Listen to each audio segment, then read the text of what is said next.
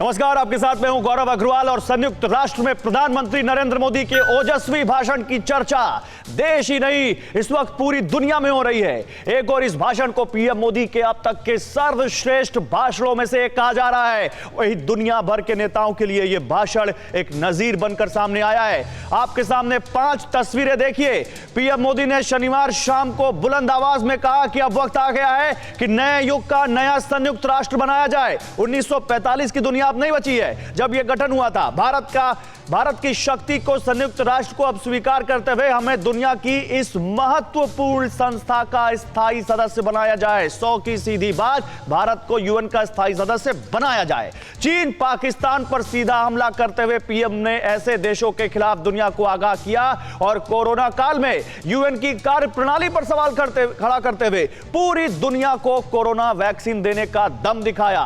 मोदी के हर शब्द की ताकत को आप तक पहुंचाने के लिए टीवी 9 भारतवर्ष पर शुरू हो चुका है मोदी कॉन्क्लेव, क्योंकि पीएम मोदी अब केवल देश नहीं बल्कि ग्लोबल लीडर बनते हुए दिख रहे हैं। ग्लोबल लीडर बन चुके हैं, दुनिया उनकी बात बड़े ध्यान से सुनती है और इसी पर बात करेंगे। मेरे साथ तमाम खास मेहमान दिख रहे हैं आपको। रविंदर रैना है, बीजेपी के जम्मू और कश्मीर के प्रेसिडेंट, जम्मू से हमारे साथ लाइव हैं।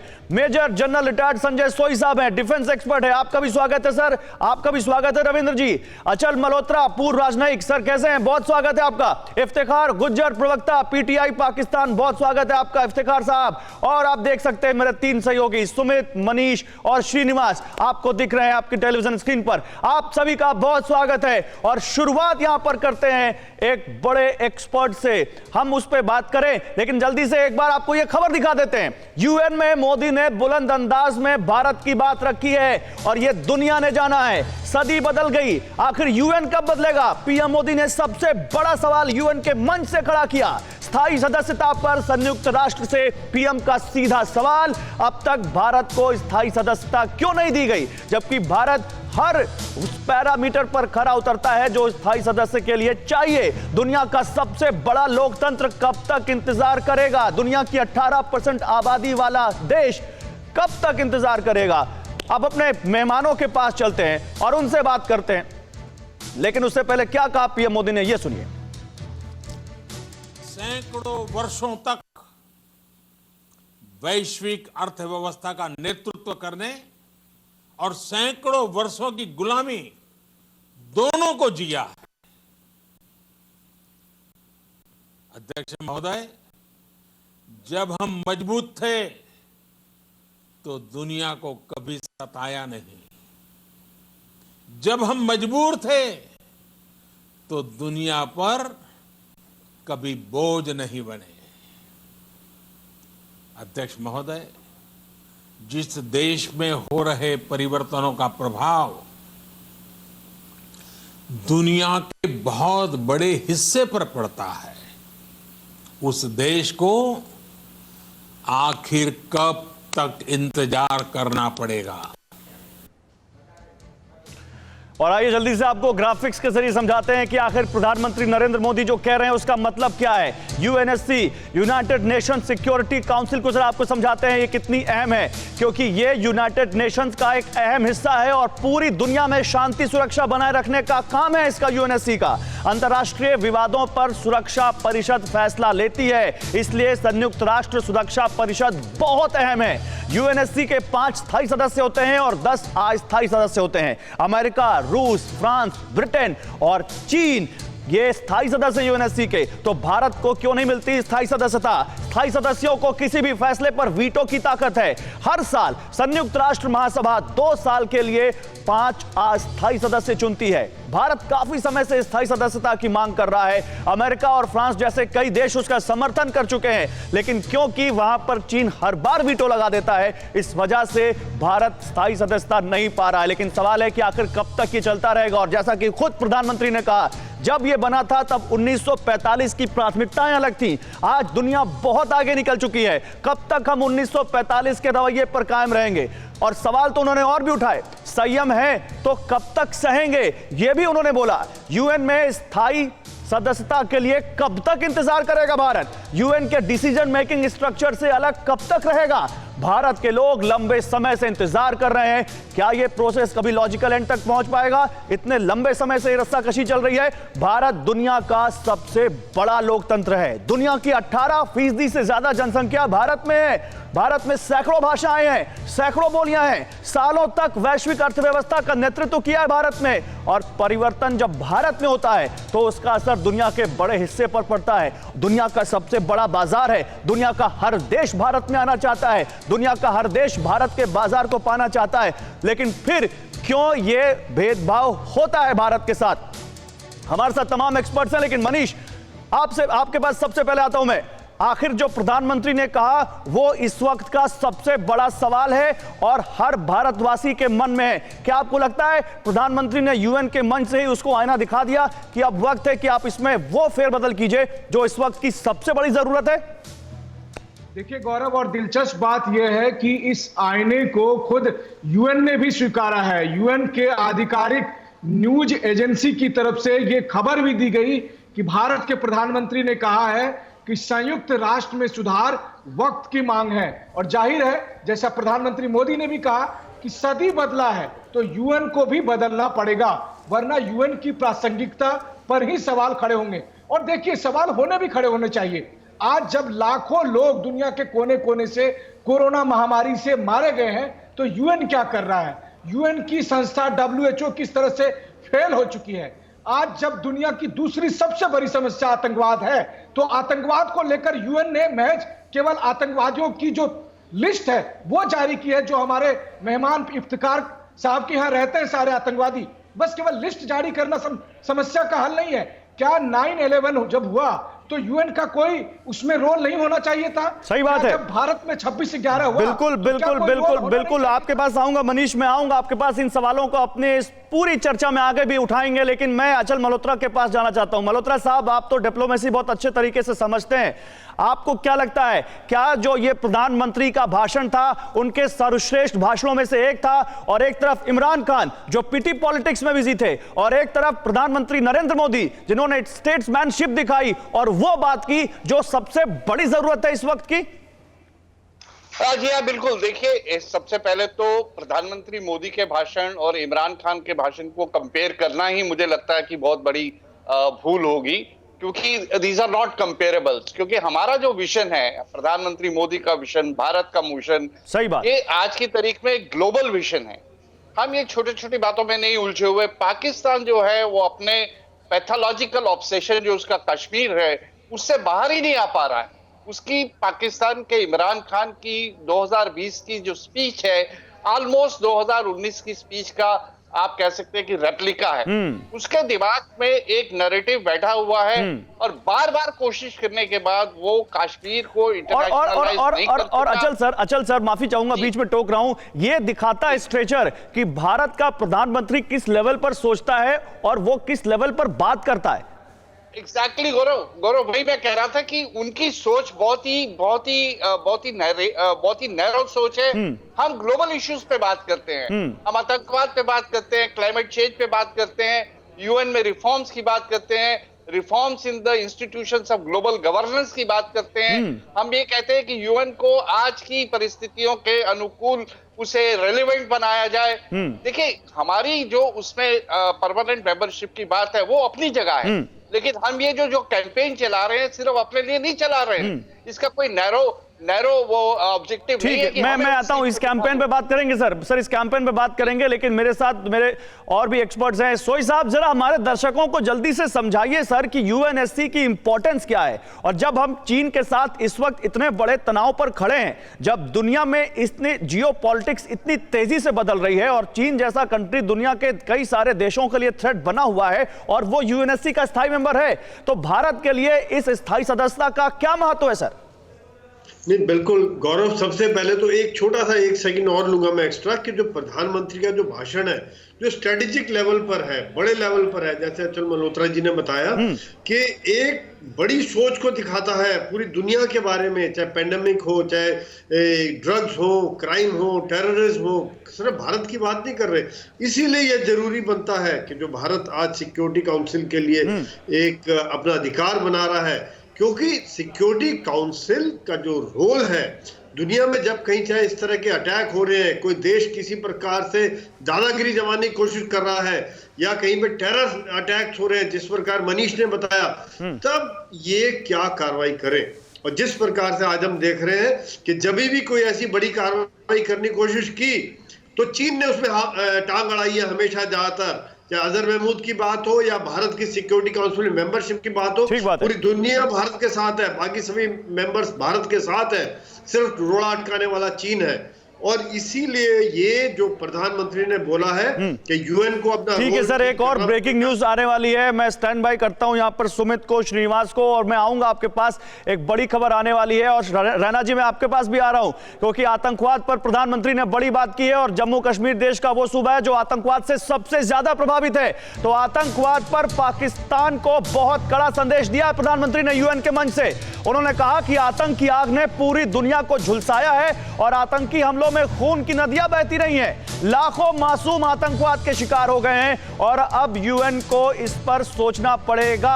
यूएन आखिर कब तक, इससे पहले जो भारत की तरफ से स्टैंड रहा है कि गुड टेररिज्म और बैड टेररिज्म में अंतर करना बंद कीजिए, कहीं ना कहीं इस मुद्दे पर फिर से यूएन को दो टूक बात कहते हुए प्रधानमंत्री, सुनिए क्या कहा उन्होंने।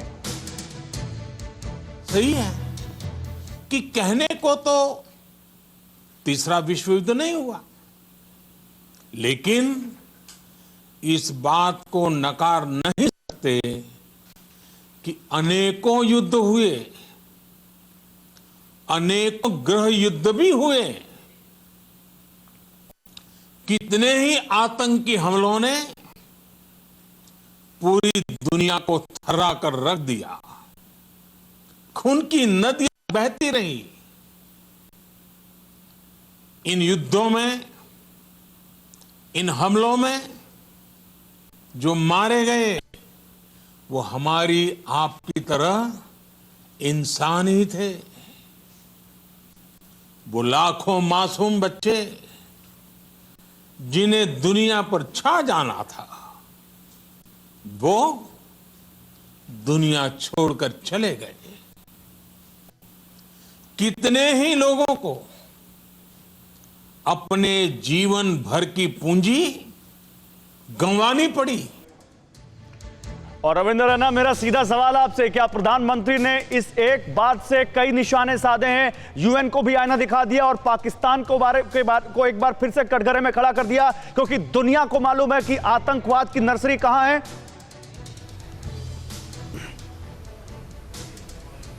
माननीय प्रधानमंत्री नरेंद्र मोदी साहब ने जिस प्रकार यूनाइटेड नेशन की जनरल असेंबली को एड्रेस करते हुए यूनाइटेड नेशन को भी आईना दिखाया और पूरी दुनिया का भी मार्गदर्शन किया है, हर मुद्दे पर प्रधानमंत्री जी ने यूनाइटेड नेशन और पूरे विश्व पटल को, पूरी दुनिया को एक संदेश दिया है कि हम सबको कैसे रहना चाहिए। और आतंकवाद के मुद्दे को लेकर जिस प्रकार प्रधानमंत्री जी ने दो टूक शब्दों में कहा, वो मासूम बच्चे, वो महिलाएं, वो बुजुर्ग, वो नौजवान जिनको कत्ल कर दिया गया, जिन्होंने अभी ये संसार देखा ही नहीं था, वो इस आतंकवाद की भेंट चढ़ गए। और आतंकवाद, सारी दुनिया जानती है कि आतंकवाद की फैक्ट्री, आतंकवाद की जननी वो पाकिस्तान है। हमने जम्मू कश्मीर के अंदर पिछले 30 सालों के अंदर देखा कि पाकिस्तान ने बम, बंदूक, पिस्तौल, गोलियां देकर यहां आतंकवादियों को भेजा और लाखों बेगुनाह लोगों की हत्याएं की, महिलाओं की, स्कूल जाती बच्चियों को किडनैप किया गया। नहीं, सवाल तो ये है ना कि इसके बावजूद पाकिस्तान के कान में जू रेंगेंगी।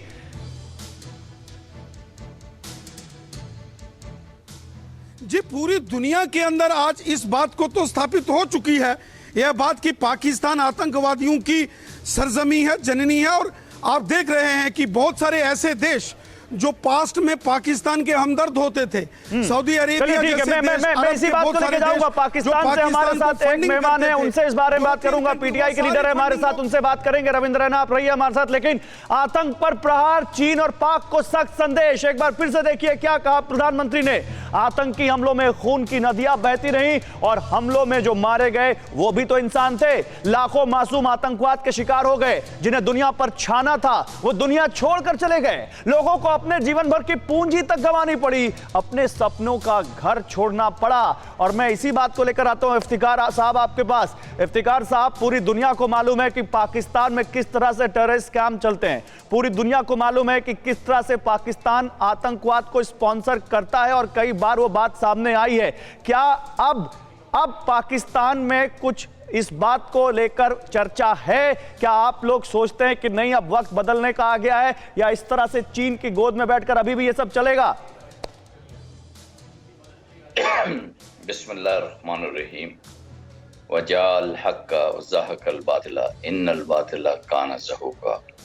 सच आया और झूठ भागा और झूठ के नसीब में ही भागना है। बहुत शुक्रिया आपका गौरव, आपने मुझे दिया इस चैनल पे मुझे बात करने का मौका दिया। मैंने अपने पूरे दोस्तों को सुना और बड़ी अहम चीज़ आपने की आतंकवाद की, और आपके वज़ीर आज़म ने बड़े खूबसूरत शब्द इस्तेमाल किए, लेकिन काश वो आर्मी पब्लिक स्कूल पेशावर में 250 बच्चों की भी बात करते। काश वो गुजरात में जो 1000 मुसलमान मारे हैं उनकी वो बात करते। काश कश्मीर में जो 80 लाख लोग हैं उनके ऊपर 9 लाख फौज जो है वो आपने चढ़ाई हुई है। वहाँ की असमतें, इज्जतें आप लूट रहे हैं, प्लेबिसाइट दे रहे हैं। यूनाइटेड नेशन आपको किस तरह पॉजिटिव देख सकती है? आप दुनिया का एक दहशत। अच्छा इफ्तिकार साहब, मुझे एक चीज समझाइए। मैं कल से पाकिस्तान के आपके पार्टी के नेताओं से बात कर रहा हूं। नहीं, मैं आपको टोक नहीं रहा हूं, बोलिएगा। मुझे एक चीज समझाइए, आपकी पार्टी के नेताओं से कल से मैं बात कर रहा हूं। आप लोगों को कश्मीर दिखता है, आप लोगों को शिनजियांग नहीं दिखता है। आप लोगों को जिस तरह से तथाकथित यहां पर दिखता है, आप नहीं मेरी बात सुनाई, मेरी बात आइए। आप लोगों को सेक्युलरिज्म याद आता है, आप लोगों को यह क्यों नहीं याद आता कि पाकिस्तान एक सेक्युलर मुल्क क्यों नहीं है? आप लोग मुस्लिमों के ऊपर कहते हैं कि यहां पर भारत में, जैसा कि आप कहते हैं, ऐसा कुछ है नहीं कि भारत में जुल्म हो रहा है। आप लोगों को यह क्यों नहीं याद आता कि पाकिस्तान जब बना था तो 13% मुस्लिम हिंदू आबादी थी, आज वो घटकर कहां आ गई? और सबसे बड़ा सवाल, आपके लोगों को उइगर मुस्लिम नहीं दिखते हैं क्या इफ्तिकार साहब? मैं आपको एक बात बताऊं, यहाँ पे मुसलमान और नॉन मुस्लिम की, उइगर मुस्लिम की बात नहीं है। अगर कोई भी IS जो इज़ है उसके साथ जुड़ेगा तो चाहे वो मुसलमान दहशतगर्द हो या मुस्लिम। नहीं, भारत तो एक सेकुलर मुल्क है, पाकिस्तान सेकुलर मुल्क क्यों नहीं? इसका जवाब दे दीजिए। भारत सेकुलर मुल्क है, पाकिस्तान सेकुलर मुल्क क्यों नहीं? इसका जवाब दे दीजिए मुझे। मैं आपको जवाब देता हूँ। मुझे अगर बात करने का मौका देंगे, गौर, आप माशाल्लाह खूबसूरत एंकर हैं, आप अच्छी गुफ्तगू करते हैं, आपने दूसरे मेहमानों की इज्जत की, अपने मेहमान की भी इज्जत करें। बहुत इज्जत कर रहा हूँ, मैं तो बड़ी इज्जत से आपसे सवाल पूछ रहा हूँ। मेरा काम है सवाल पूछना सर, इसमें मैं आपकी कोई बेअदबी नहीं कर रहा और मैं करूंगा भी नहीं। हमें मेहमानों का स्वागत करना बहुत अच्छे से आता है। जो मैं आपको अप्रिशिएट कर रहा हूँ, आप मेरी चीजों को जरा समझने की कोशिश करें। पाकिस्तान 2 नेशन थ्योरी के ऊपर बिल्ड हुआ था। हम लोग आपके साथ नहीं रह सकते थे। एक हिंदू पानी था, एक मुस्लिम पानी था। हमारे हालात ऐसे थे कि हमारा को मुसलमान बच्चा अगर हिंदुओं की रसोई से गुजर जाता था तो उसको पलीत और मलिच। सर, ये पूरी दुनिया जानती है पाकिस्तान क्यों बना था, कैसे बना था, किसकी इंटेंशन थी पाकिस्तान को बनाने के पीछे। मैं आता हूं रविंदर रैना। सर, मैं आप पूरा टाइम तो आपको नहीं दे सकता ना सर, मेरे पास और भी पैनलिस्ट हैं। आप ऐसे बोलते रहेंगे, मैं पूरा टाइम आपको पूरा टाइम नहीं दे सकता सर। आप मेरे सवाल पे नहीं आ रहे। मैं आता हूं इफ्तिकार साहब। रविंदर रैना, क्या ये जो बात इफ्तिकार साहब कह रहे हैं, मैं इनको बड़ी इज्जत दे रहा हूं क्योंकि मेरे मेहमान हैं, लेकिन मेहमान होने के बावजूद मैं इनको झूठ बोलने का या प्रोपेगेंडा फैलाने का वक्त नहीं दे सकता। क्या वाकई पाकिस्तान को भारत में तो भारत, कश्मीर सब कुछ दिखता है, लेकिन शिनजियांग और उइगर मुस्लिम नहीं दिखते? चीन ने 16,000 मस्जिदें तोड़ दी, वो नहीं दिखता? जम्मू कश्मीर के अंदर पिछले 30 सालों के अंदर जो कत्लेआम हुआ, जो बेगुनाह लोगों की हत्याएं हुई, वो सब पाकिस्तान की शय पर हुई। पाकिस्तान ने बम, बंदूक, पिस्तौल, गोलियां जम्मू कश्मीर के अंदर भेजी। रमजान के महीने के अंदर यहां बच्चों का कत्ल किसने किया? छोटे छोटे मासूम बच्चों के माता पिता का कत्ल किसने किया? पाकिस्तान ने किया। बम, बंदूक, पिस्तौल, गोलियों के साथ बॉर्डर के ऊपर सीजफायर वायलेशंस किसने किया? पाकिस्तान ने किया। और इस्लाम के नाम की दुहाई देने वाला पाकिस्तान, और रमजान के महीनों में कश्मीरियों का कत्ल करने वाला कौन है? पाकिस्तान है। अगर जम्मू कश्मीर में भारतीय सेना ना होती, अगर हमारी फौज, हमारा हिंदुस्तान जवाब दे रहे थे रविंद्र रैना, जवाब लेते, जवाब दीजिए इफ्तिकार साहब।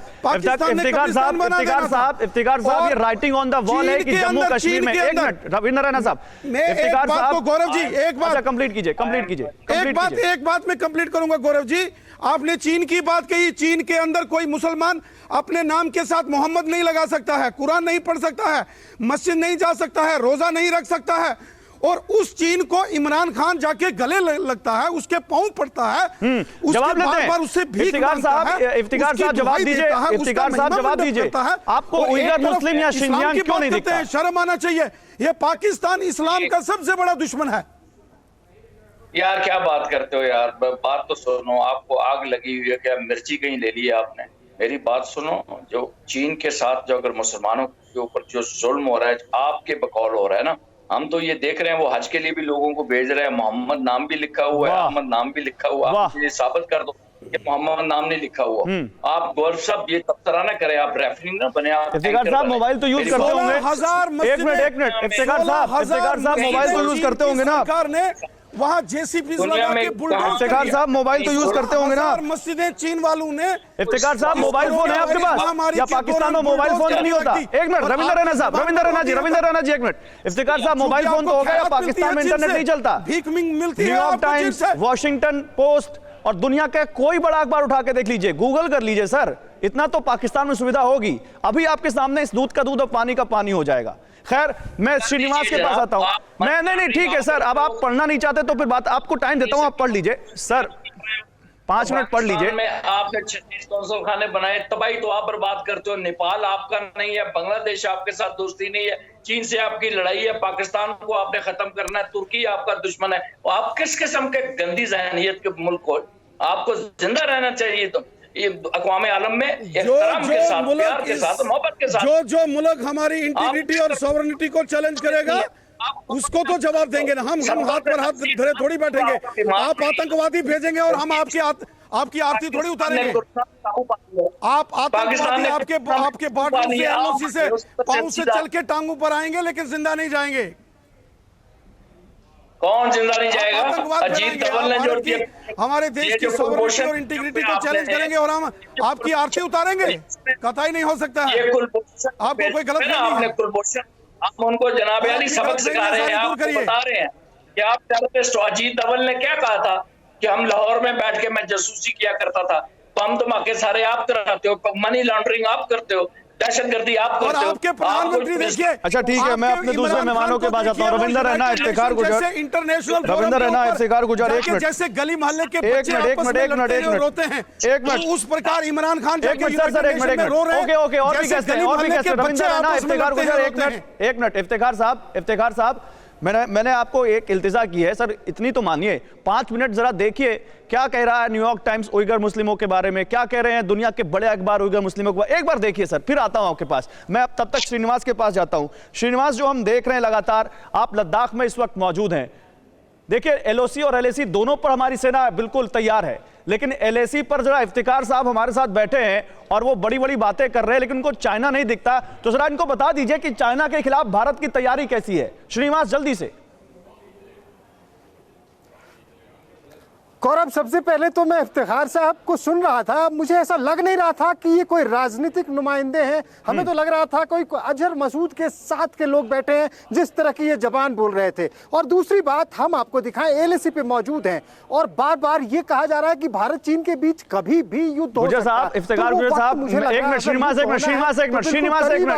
एक मिनट, इफ्तिकार गुजर साहब, मुझे आप कुछ बोलते हुए दिख रहे हैं लेकिन आपकी आवाज ऑन एयर नहीं जा रही है, इसलिए कि आप परेशान ना हो, आप बैठिए, मैं आपको बोलने का मौका दूंगा, लेकिन आप ऐसे मत बोलिए, आपकी आवाज अभी ऑन एयर नहीं जा रही है। आप बोलिए श्रीनिवास। अच्छा, वो मैं ये कह रहा था कि अगर युद्ध होना है तो वो वक्त करीब आता जा रहा है, क्योंकि बार बार ये कहा गया कि जैसे जैसे सर्दियां बढ़ेंगी, बर्फ गिरेगी, युद्ध हो सकता है। हम आपको एक सीन दिखाना चाहते हैं। ठीक, हमारी दाहिनी तरफ आप ये पहाड़ियां देख रहे हैं।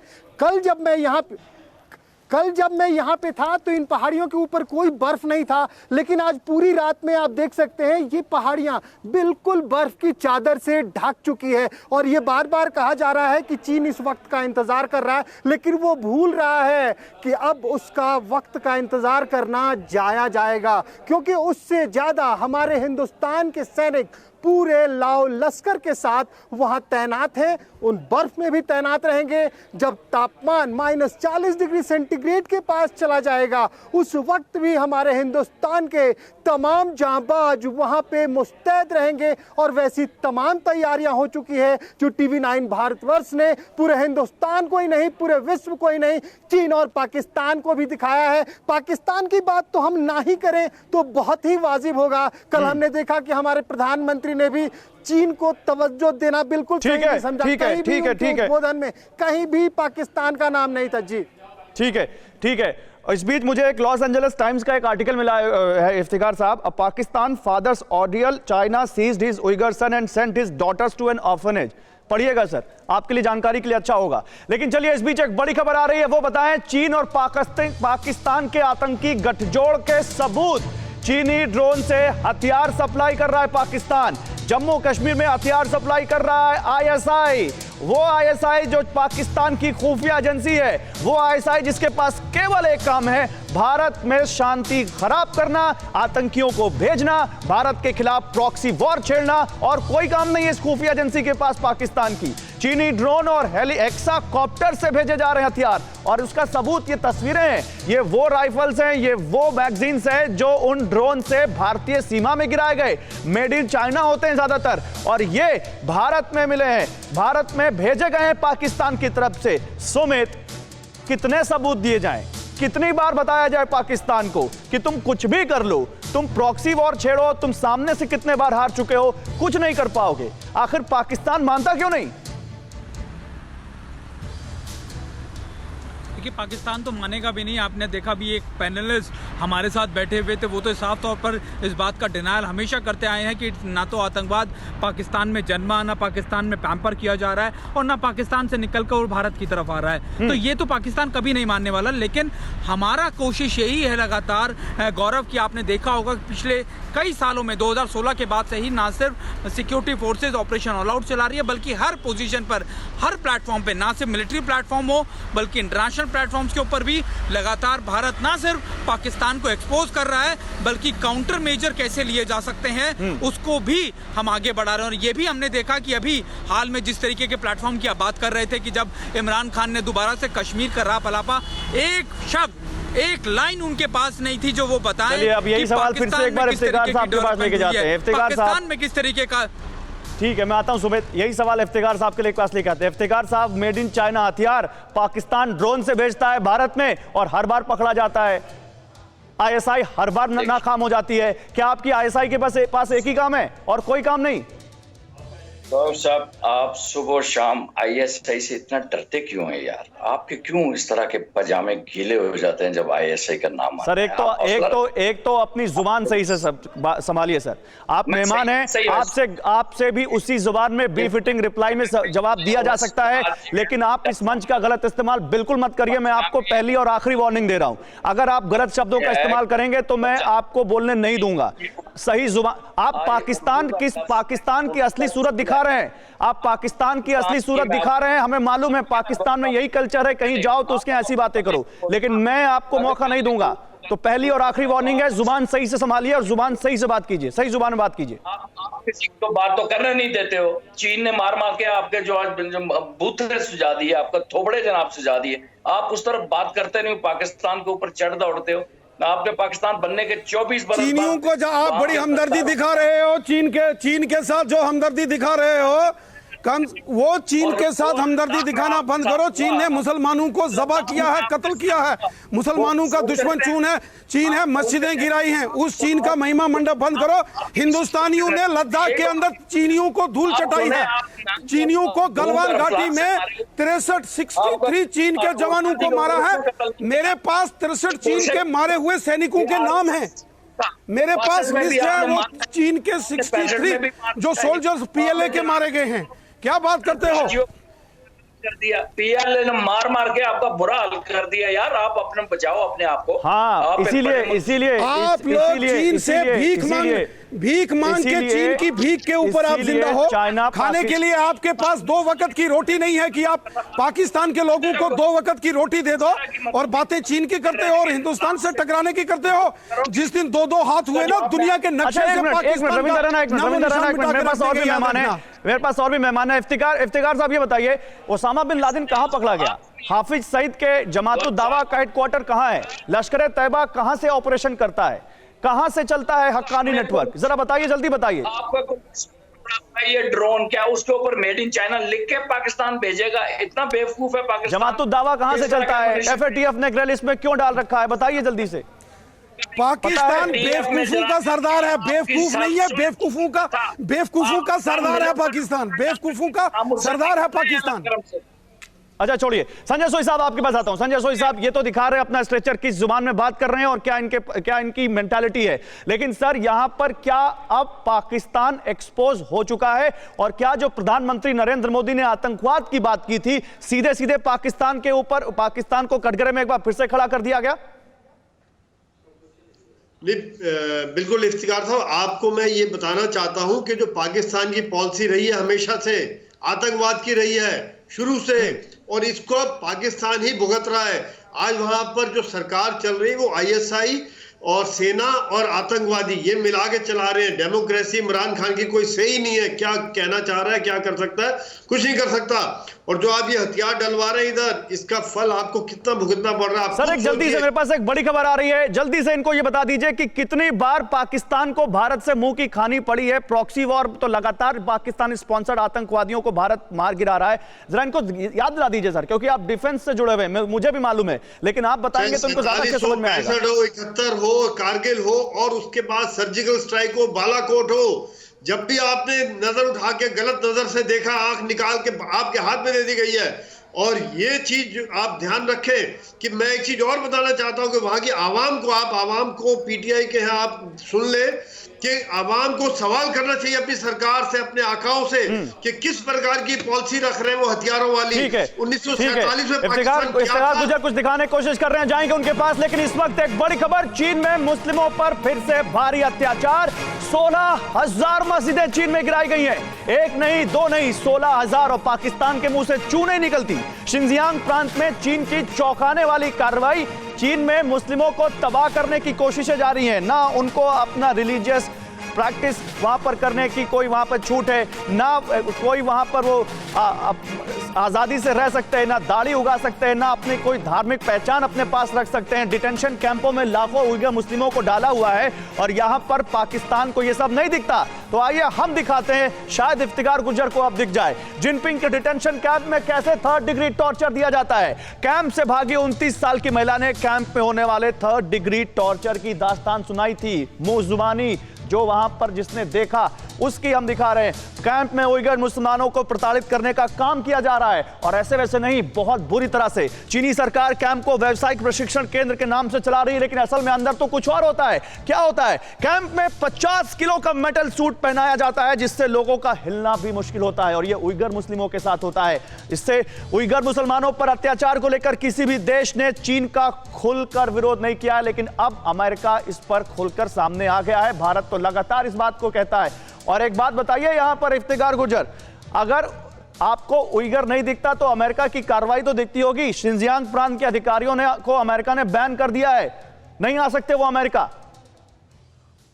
देखिए मेरी एक बात सुन लीजिए, आप किसी और कंट्री के अंदर आग लगाने से पहले अपने गुजरात के वाकयात देखें यार। 2000 मुसलमानों को आपने मारा, कश्मीर में आपने लाखों लोग अभी तक शहीद कर दिए, आपको क्यों दूसरे की आंख का बाल और नजर सवाल तो यही है, सवाल तो यही है कि भारत कश्मीर गुजरात की रट आप लगा रहे हैं, और दूसरे के मुल्क में ना देखने की आप ही हमें सलाह दे रहे हैं।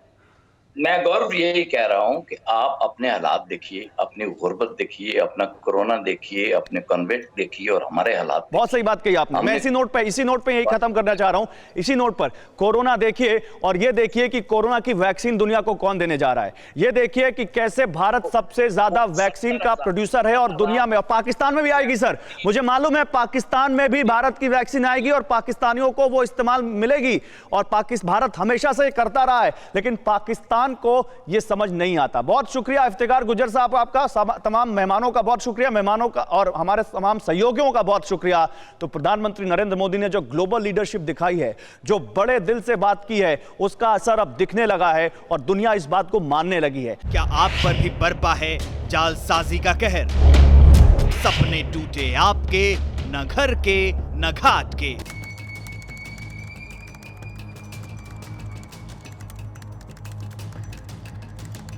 देखिए लूट घर हर रात 9:30 बजे। फिक्र आपकी,